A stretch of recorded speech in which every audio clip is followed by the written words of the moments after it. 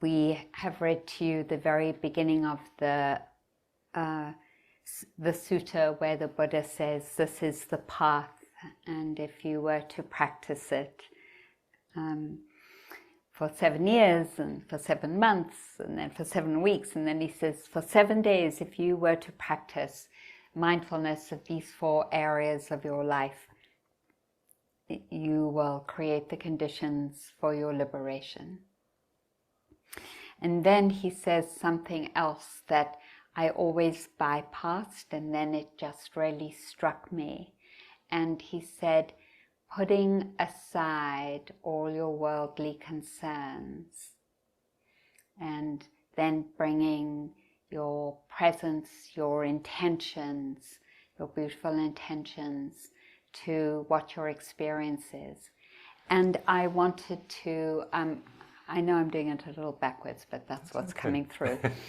So I wanted to just lift up that taking the refuge is, and our practice of liberation actually rests in this putting aside our worldly concerns, and that it's very difficult to take refuge. It's difficult to turn our minds towards what's going on if we haven't put aside our worldly concerns. And we haven't really we didn't really speak about this too much in the first week, so I wanted to lift it up for us, for those of us who are entering into our 2nd week, that this is a very upfront invitation. And then for those of you who are just joining us, lucky for you, you get this on the first day you're here. This very intentional putting down problem solving, like, oh, I really want to think about this to solve it. Or if I figure this out enough, then I'll get the answer. The Buddha is so specific that the wisdom and the liberation that is possible to grow and support and energize happens in the context of renunciation.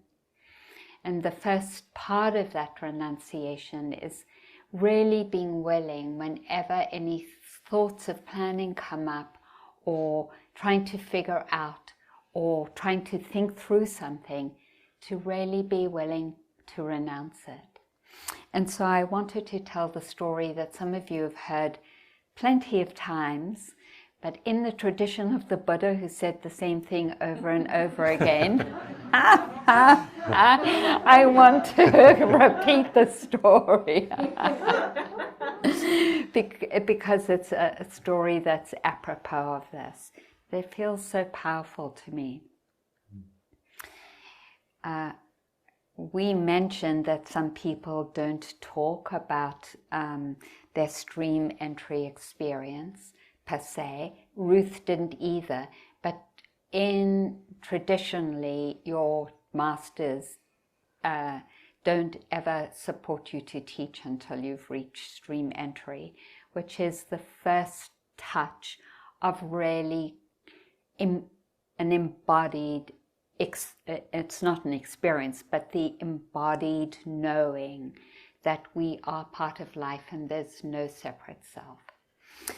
And so someone happened to ask her in community, so, you know, Ruth, are you like at another stage? And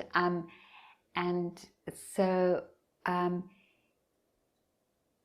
no, I think they asked someone else about Ruth's experience. And this is what this person said about Ruth's experience as a deepening of that first stage of awakening.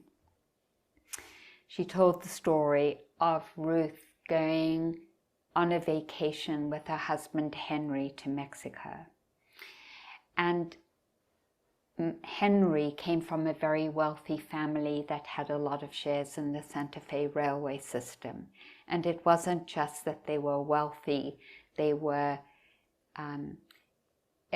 in that upper class, higher classes culturally, and they'd been that way for a while. And Ruth came from a lower middle class family in Germany. She was a school teacher, a kindergarten school teacher, and hadn't really been accepted by the family. And they had married, and it was right before this trip that Henry, her husband, gave her this quite fantastic and beautiful ring that had been his grandmother's, as somewhat of an expression of Ruth being acknowledged into the family, that Henry's mother had given it to him to give to Ruth. So it was very special. So they're in the compartment, and they, in those days, you know, you had your money in traveler's checks, and so they had traveler's checks in Ruth's handbag, because Ruth was the one who remembered stuff like that, passports, some jewelry, and they were sitting in the railway carriage, and this very well-dressed man in a white silk suit came into the carriage and started chatting with Henry. And the amazing thing about Ruth is that she was always dedicated to practice, and as was the boy, fully aware.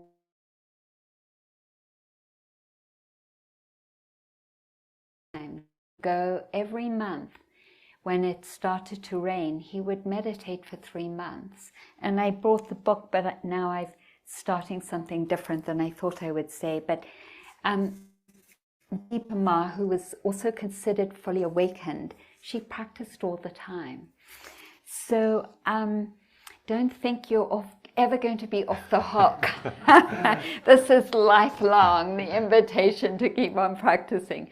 So Ruth said, I'm just going to do walking meditation along the corridor in the train. And so she was doing just the walking that some of us have been doing, lifting, placing, shifting, lifting, placing, shifting. She loved to do walking meditation. And here, after her Dhamma talks, we would, in a circle, walk in a circle, and she would be lift, place, shift. And we used to do that. I don't know why we don't anymore.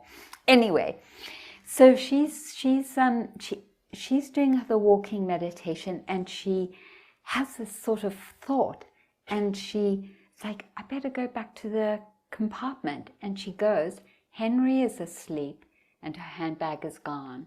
She sees this man in the process of jumping out of the window, rolling over with her bag and running.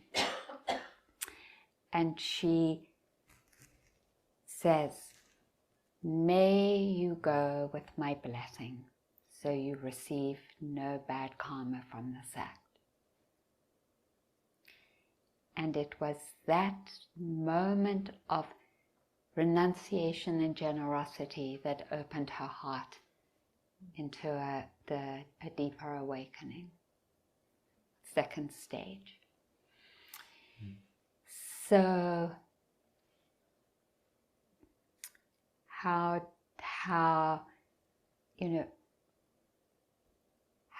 profound our letting go is. And when we think that we're letting go of thinking and coming back, that it's just like a good thing to do, it's so much more powerful than that.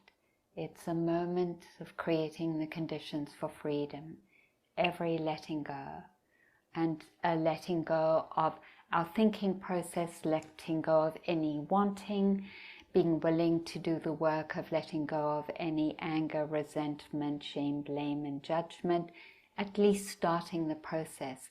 This practice of renunciation is such a profound and deep one.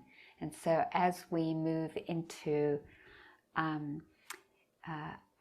second week together, and our first week for some of you, and a dipping in for some of you, I'm not only calling in wisdom, I'd like to call in for all of us the practice of renunciation.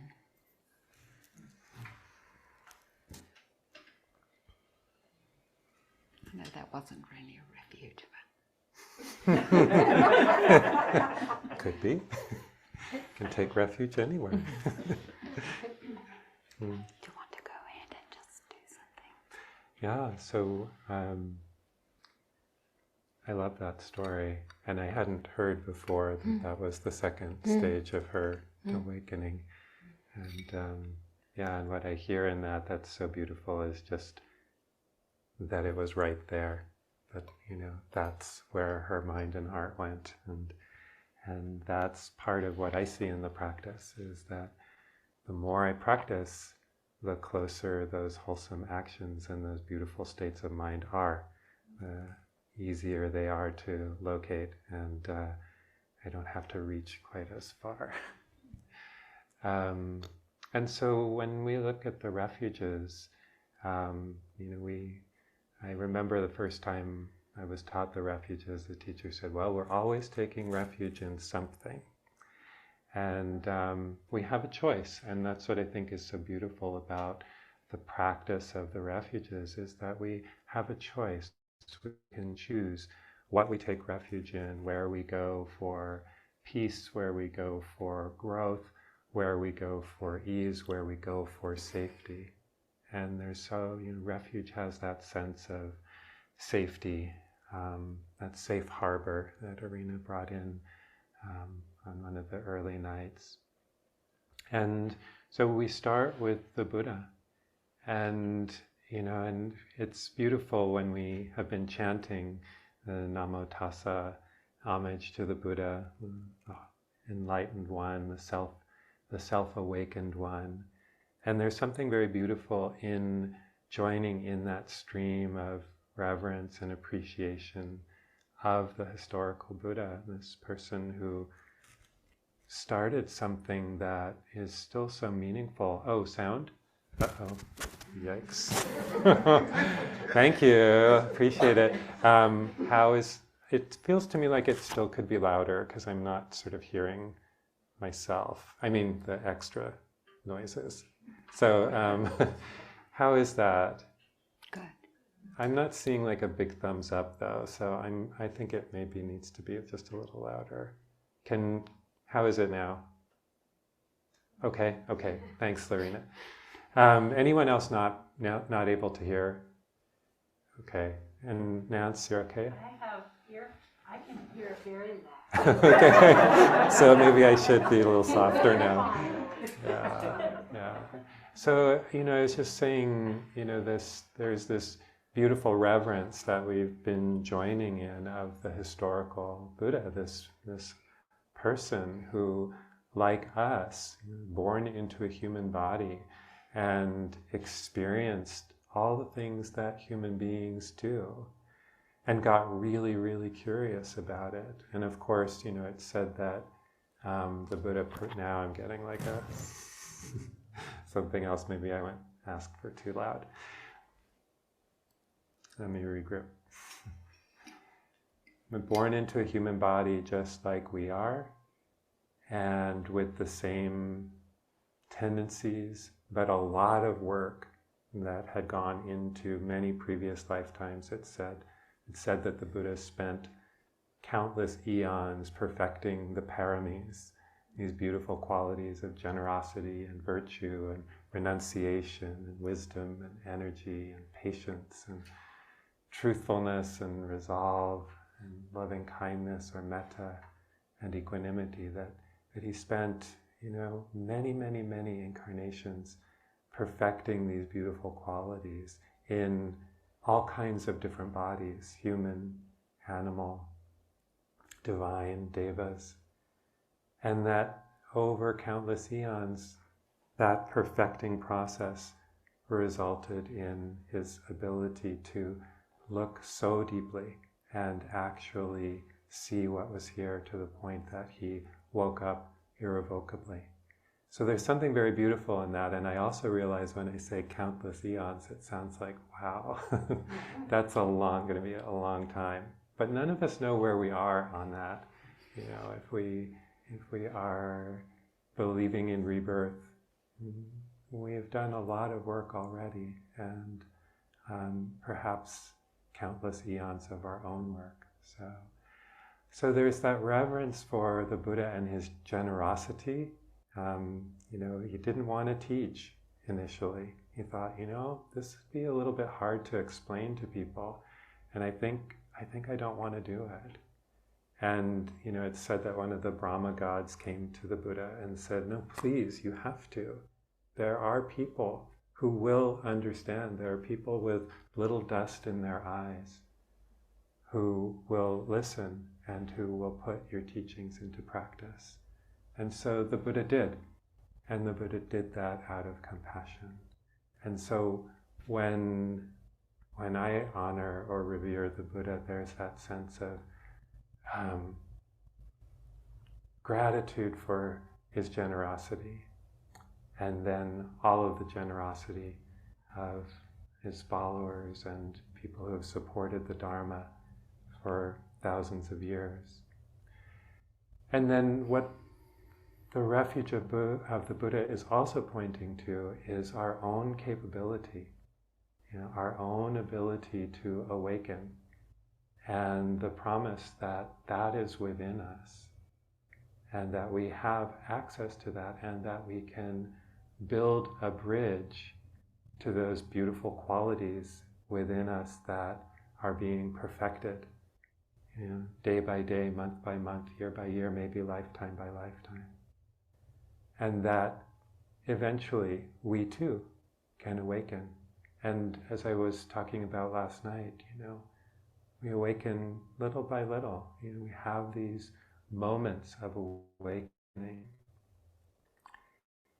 And we have this capacity to keep gathering wisdom, the same wisdom that the Buddha was able to gather. And that when that moment is right, we too can awaken completely.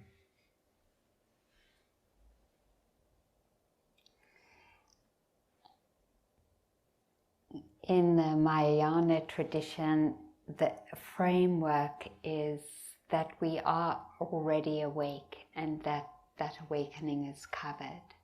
And remember the story about the rabbi and the Christian monks, and the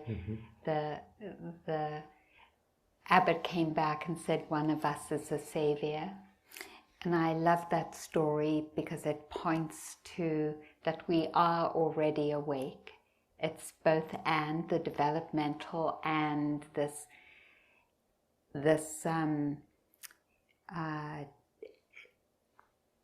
another invitation or orientation.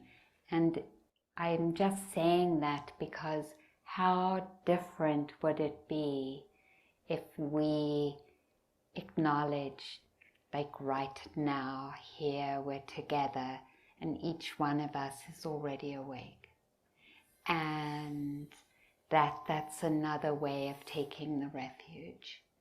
I'm already awake, you're already awake, and that it isn't that we have to find something, which actually you spoke about so beautifully last night, but that it's this renunciation and uncovering of what is already here. Both orientations are beautiful, but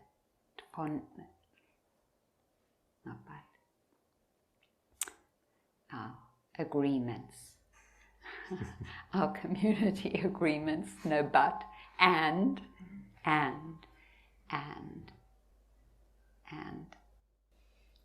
We're awake already. Our work is to uncover it through our practice of renunciation, presence, and discernment. Should we formally take refuge in the Buddha, or should we go through the Dhamma and Sangha first? Why don't we do the Dharma and Sangha and then maybe chant? Great. That's a good idea. Okay. Do you want me to? Do Dharma? To? Yeah. I can start with Dharma. Okay. Could you move your mic up a little bit? Yeah. So I can turn it down. Oh, okay. Online, they can hear the reverb. Oh, okay. All right. So, that sounds pretty good. As high as possible. Okay. I know you keep telling me to do that, and no, I'm glad you do it. I'm just kind of marveling that I don't do it. I think it's because I just feel like my chin will somehow like cover it, like my chin must be huge, but okay. So Dharma, this is such a beautiful refuge. They're all beautiful, but Dharma, I was out on a walk today and I saw, well, that'll come up later. But, you know, Dharma is the teachings, yes, the teachings that the Satipatthana Sutta, all of the suttas, all of the beautiful teachings that came from the Buddha and all the beautiful ways that people have interpreted since then. And the Dharma is also everything that's around us. So the Dhamma is nature. The Dhamma is exactly how it is. And so when we are here so close to the land, we are with one of the most beautiful and strong Dharma teachers that we could possibly be with, because the land only speaks the truth, and is always there teaching us. And this is true of everything around us. I mentioned last night that beautiful quote, the contents of this moment are the contents of awakening. We're constantly being told the truth. And this is what we do in our practice, is really stopping, looking, listening deeply to what's here, that mind that isn't cluttered with concern, but is able to be focused and present and really look at what's being taught to us all the time. So the Dharma has that sense of the formal teachings, which were generated from a deep exploration of what is here and what is being taught to us all the time by the earth and our bodies and everything around us. Beautiful, thank you. So then I'm going to go on to the Sangha, Okay. because the Sangha is that as well. Mm.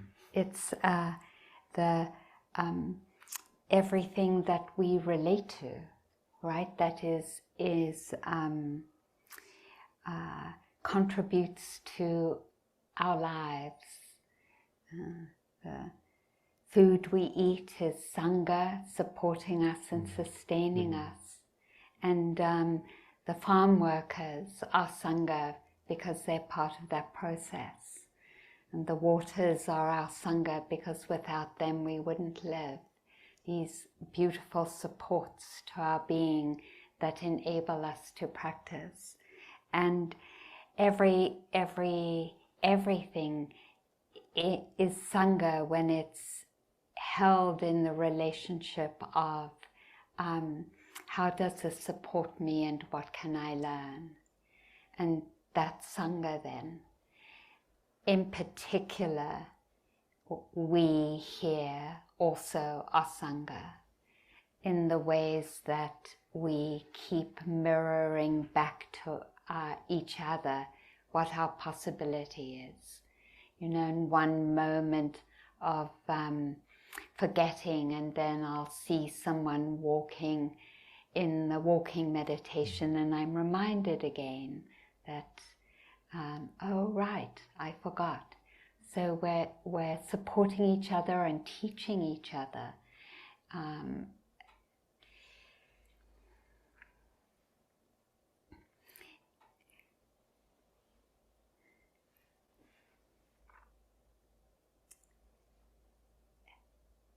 It would be impossible unless you're a Buddha. This is what the Buddha said. He said the distinguishing mark of a Buddha is that he awoke without a teacher and a Sangha. And so their teachers, specifically Thich Nhat Hanh, who says that without teachers and Sangha it's impossible to be on this path. And so that we could say in taking refuge today that without each of you it would be impossible to practice. It would be impossible for me to practice. And the same for you. that each of us is part of why we can practice, and we can take refuge in that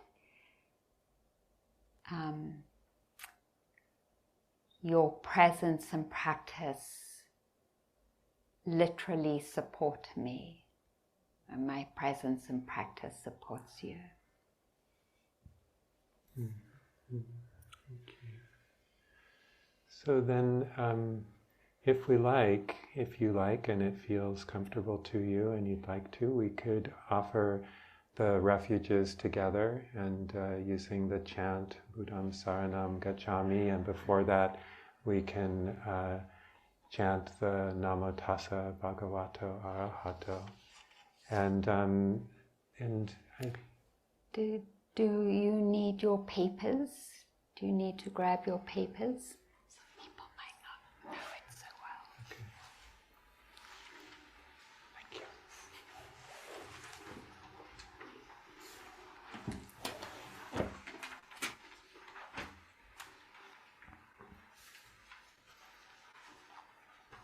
And so the first chant is... Could you pass this to Ellen? Oh. Izetta, do you have one? Are you sharing? Okay, great. So the Namo Tassa Bhagavato means homage to the Buddha. Marianne, can you make it a little louder so people can see it? I mean, lighter. Visually louder. Visually louder, right.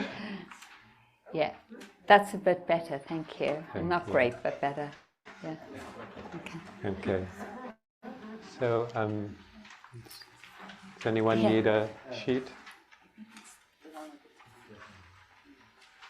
Yeah, it's right there. It's actually on 2 sheets. The one that's all typewritten, and actually the best one is to find the one that's all typewritten. And you can chant along. I mean, we'll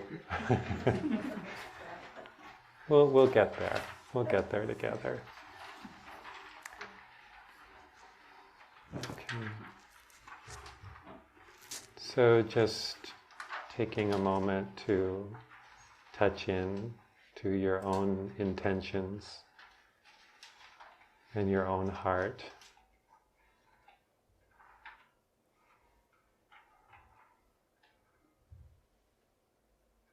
And then, if you'd like, offering this chant of appreciation of the Buddha, and then we'll go into the refuges.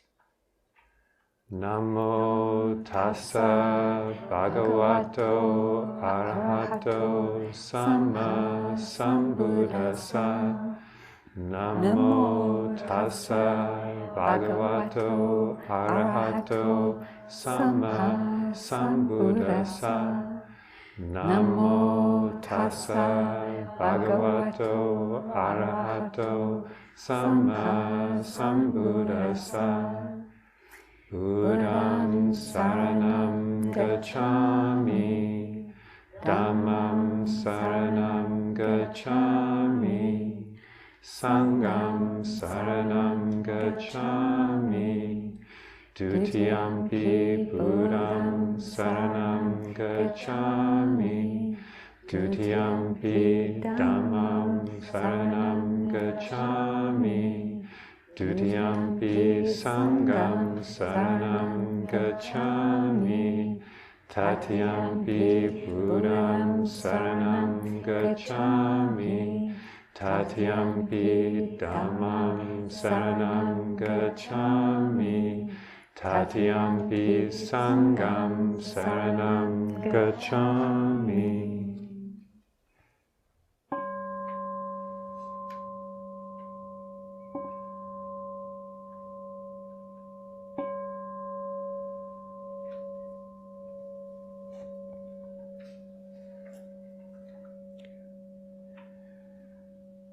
And then we come to the precepts, which we introduced on the first night took together, talked about together, and we want to look at them again. And I think what's so beautiful about the precepts is this is our foundation.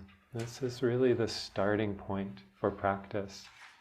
And I don't know if I mentioned it or not on the first night, but the Buddha said in more than one place, if we practice ethical integrity, if we practice kindness and consideration and respect of each other and all living beings, that leads inevitably to full liberation.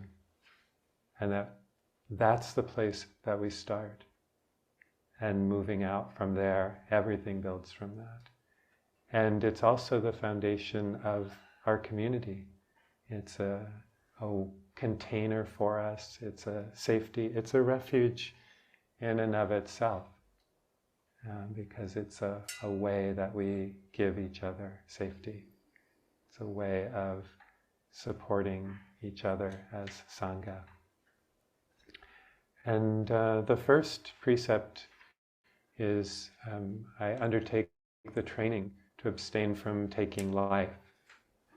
And we can expand that into non-harming, and we can expand that into caring for.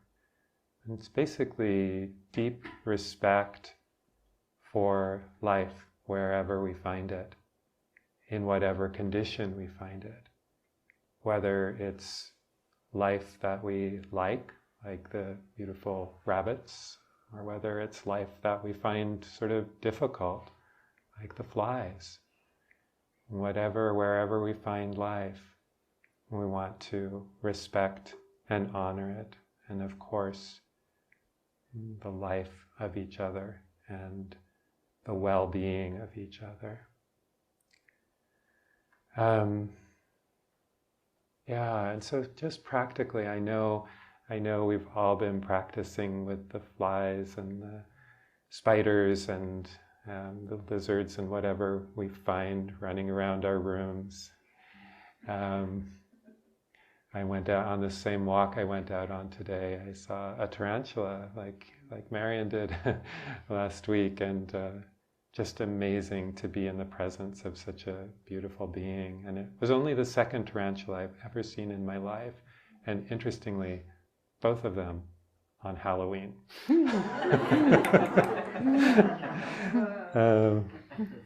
But I say that because I was out walking and I was just noticing, how when we're really thinking in that term of how do I tread lightly? How do I not cause harm? I mean, how do I literally tread lightly, and how do I figuratively tread lightly?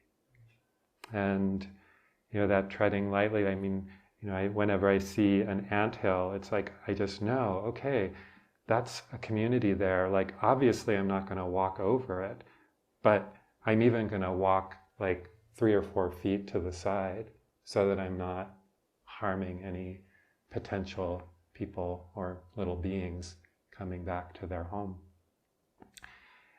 And that care extends to ourselves too.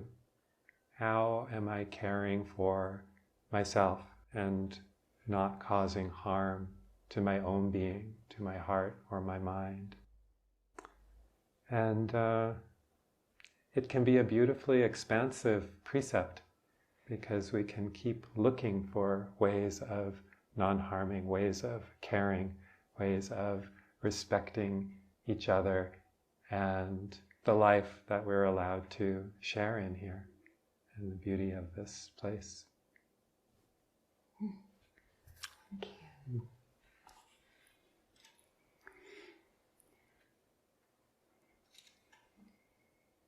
The second precept is refraining from taking what isn't freely offered. And what a powerful invitation for inquiry of what does that mean? What does it mean in how we relate to the resources that we've accessed? What does it mean in terms of saving the earth? It's just so beautiful. And in a more formal way, it asks us not to steal. And of course that is so deep as well in terms of how much has been stolen from us. It comes back to such an inquiry around respect and non-harming. So this invitation isn't just formally about, not opening someone's backpack and taking something of theirs. It goes into an amazing inquiry, and maybe that's a class to teach online, is to go so deep into these precepts as a liberation inquiry for now.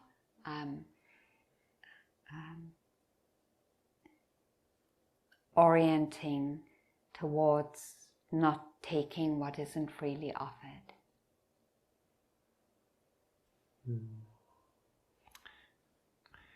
And the third precept is, I undertake the training of not causing harm through the expression of my sexuality.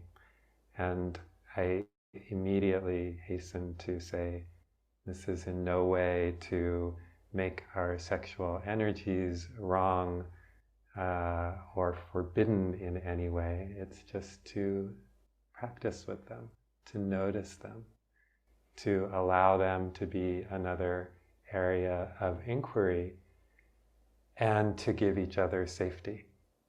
And so on a retreat like this, we're asked to be celibate. And that's not to initiate or engage in sexual contact. And, and then really stewarding our energies, we're kind of really looking within. And so kind of keeping the energies close so that we can really observe them and know them. And so, you might also look at this precept in terms of touching. And, some of us may be naturally drawn to touch other people, but offering safety around touch. Touch shouldn't be initiated without consent. And since we're on a silent retreat and we're keeping the energies close, maybe definitely giving each other safety around that, so that all of us can feel secure and safe in our bodies. And even just the energetic expression, that we're just noticing what we're putting out, how we're contacting each other, and just seeing ways that we can give each other space, not taking what isn't given in that sense as well, energetically. Anything to add to that? Thank you. And then next precept is the invitation not to harm through our speech. The first practice of that is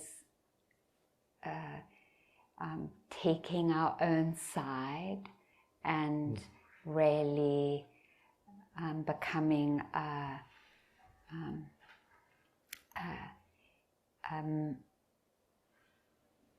what's the word? Not like a traffic warden. I don't know why that came to my mind, but like you stop all the cars so the kids can come, like stop all the harming thoughts, so that our hearts, which are so tender, can start to grow. So that commitment to the practice, because it's a practice, right, of non-harming. In our own speech towards ourselves, and then that commitment continues in our expression with each other of not harming in our speech. The Buddha says particularly not gossiping, not talking about people, especially when they're not present, not flattering people for the sake of something to gain, and not lying. In fact, he said that in all his eons of practice, the one precept he didn't break was the precept of not lying, of right speech, because it's impossible to deepen into the practice, he said, if you lie. So that's such a beautiful, an invitation to us to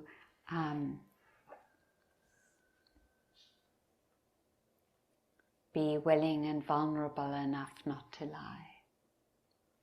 To know first, to be willing to be truthful with ourselves, which isn't that easy some of the time, and then to be truthful with others. In the context of this retreat, we are in the context of silence, because we're moving into silence through the taking of the precepts. We want to also support you to refrain from reading as an act of distraction.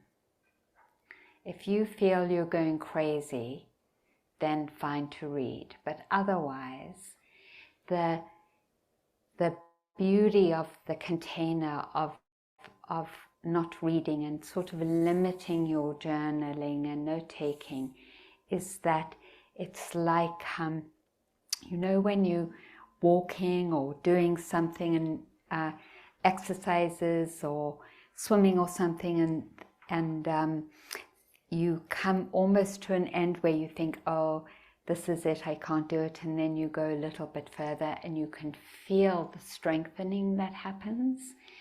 Like there's a strengthening that happens when we resist the distraction and we stay with ourselves. And that's where it is where something happens, and that's why the structure of a retreat is exactly what it is in silence. It's because of the strengthening that happens by renouncing the usual distractions that we have. And that's the beauty of using this container. So that's the invitation, especially for those of us who've been here for a week already. And again, a reminder to limit notes just to the teachers, the cook and the manager. And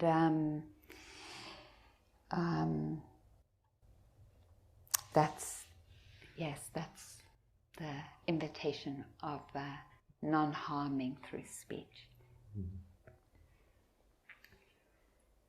Yeah, and all of that, I'm glad you brought that in, Arinna, that all of the precepts are really intended to be a support for our practice.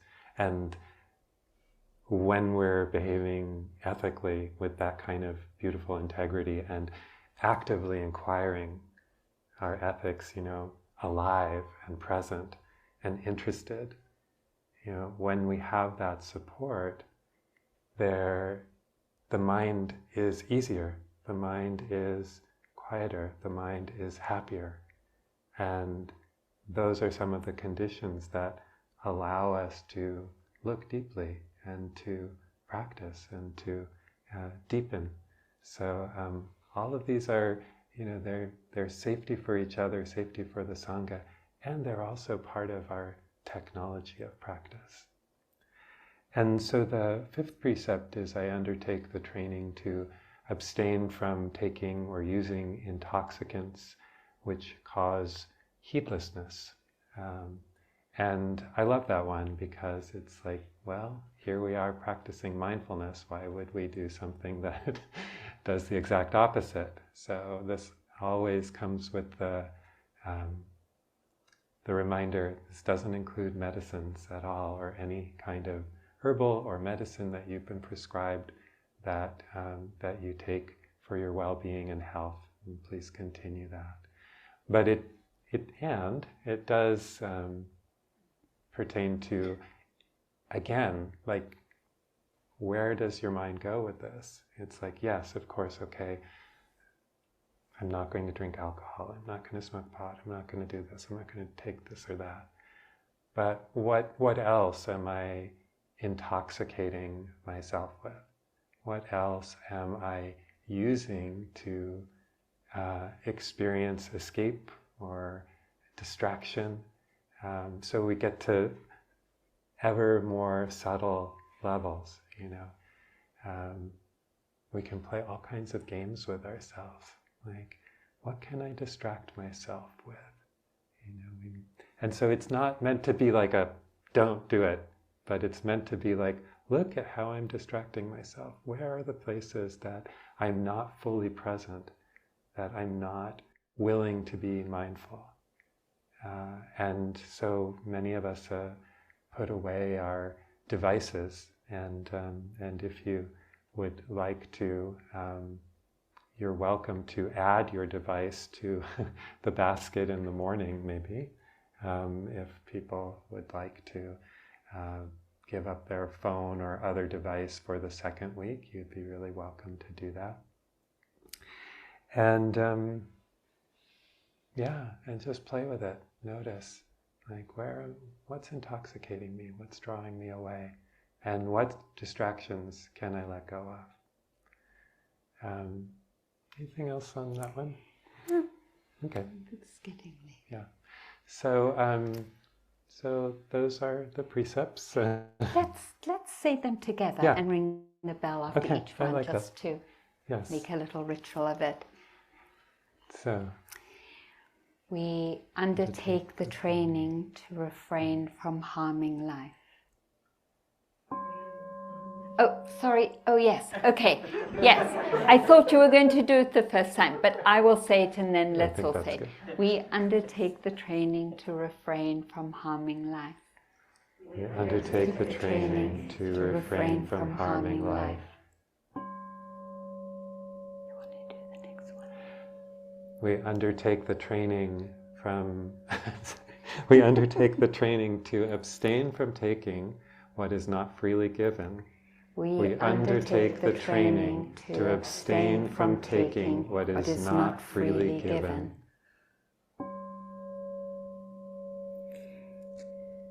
We undertake the training to refrain from harming in our sexual expression.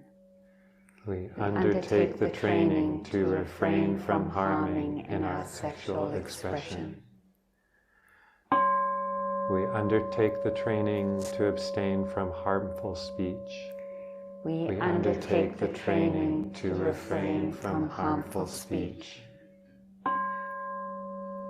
We undertake the training to refrain from taking in that which harms us. That isn't, I don't like that. I don't know, I forgot you said. I just feel we need to take a moment and explain there are so many different ways that the precepts are worded. They're all jumbling around.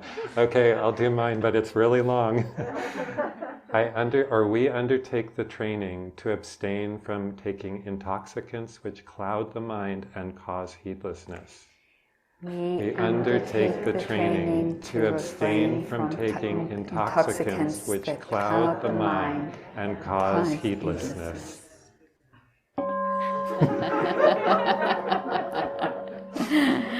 Thank you, everyone.